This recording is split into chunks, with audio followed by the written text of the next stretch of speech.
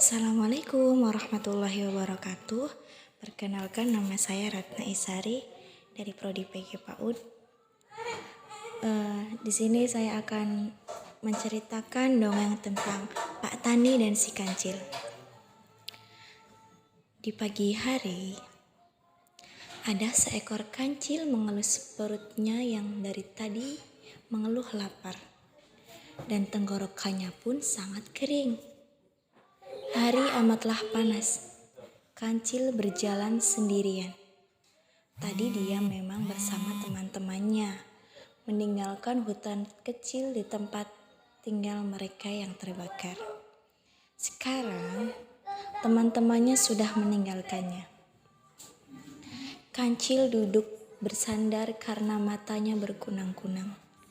Tiba-tiba, ia melihat hamparan hijau. Ya, itu adalah ladang Pak Tani yang menanami ladangnya dengan mentimun. Air liur kancil menetes. Ia berpikir untuk mencuri timun. Aku akan memakan timun Pak Tani, kata kancil. Kalau aku cuma makan sedikit, pasti tidak apa-apa. Kancil menyusup lewat celah pagar ladang Pak Tani dan mengunyah buah ketimun. Segar sekali. Satu lagi Lalu aku akan menyusul teman-teman. Kancil memetik satu lagi, memakannya. Satu lagi, sampai ia kekenyangan dan tertidur. Kancil terkejut karena hari sudah mulai sore. Ia segera meninggalkan tempat ladang itu. Saat tiba di ladang, Pak Tani kaget melihat ketimunnya banyak yang hilang. Hanya tersisa sampah ujung ketimun. Aduh, bagaimana ini? Keluh Pak Tani. Aku tidak jadi panen. Siapa yang berani mengambilnya ya? Bu Tani berkata, kita takut-takutin dia dengan orang-orangan aja Pak. Siapa tahu dia tidak berani datang lagi. Ide yang bagus Bu. Ayo kita buat sekarang. Mereka membuat orang-orangan dari jerami yang menggunakan baju bekas dan kaping Pak Tani. Esok harinya, si Kancil memasuki ladang itu lagi. Apa? Pak Tani berjaga di ladangnya? Serunya terkejut. Ia menunggu sampai Pak Tani pergi. Namun, kelihatannya Pak Tani betah berjaga di sana. Tapi, mengapa Pak Tani diam dan melotot terus seperti itu ya? Kancil memberanikan diri untuk memasuki ladang dan Pak Tani tidak mengusirnya.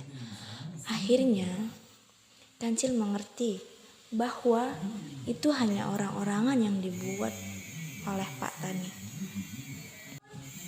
Ayo makan bersamaku Pak Tani, ajaknya dan mengambil caping orang-orangan itu. Ia makan sampai kenyang sambil menyender ke tubuh orang-orangan itu.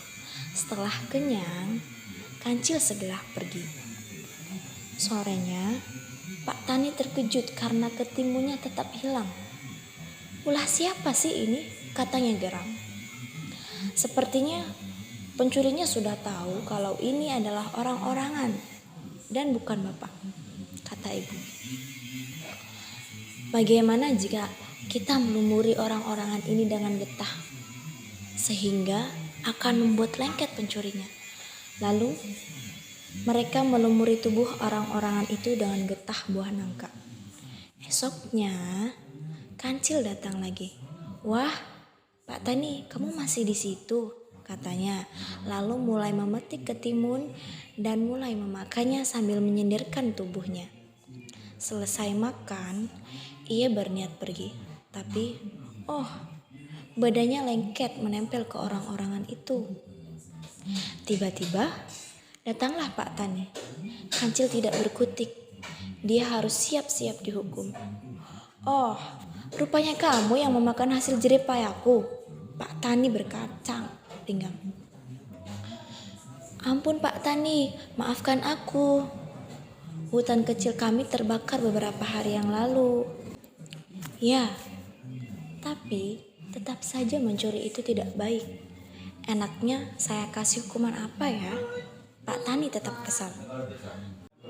Akhirnya, Pak Tani membawa Kancil pergi ke rumahnya. Dan Kancil dikurung dalam kandang ayam. Kemudian, datanglah seekor anjing. Kemudian, kata si anjing, "Hai Kancil, kenapa kamu dikurung?" Terus jawab Kancil, "Aku akan diberikan banyak daging oleh Pak Tani. Apakah kamu tidak mau? Tetapi jikalau kamu mau, itu sudah telat, karena aku yang akan dibawa ke Pak Tani untuk memakan banyak daging tersebut. Karena aku sudah dikurung, dan besoknya aku akan pergi memakan daging." Lalu kata anjing, "Apakah dagingnya tidak bisa dibagi untuk aku?" Jawab Kancil, "Boleh saja, tetapi kamu harus dikurung terlebih dahulu." Dengan gampangnya, anjing pun dapat terbujuk. Lalu, anjing menggantikan posisi Kancil. Jadi sekarang, anjing yang dikurung. Dengan itu, Kancil selamat dari hukuman Pak Tani. Selesai ceritanya. Nah, pesan moral yang dapat kita ambil dari cerita ini adalah jangan pernah mengambil apapun milik orang lain tanpa izin terlebih dahulu ya. Sekian, wassalamualaikum warahmatullahi wabarakatuh.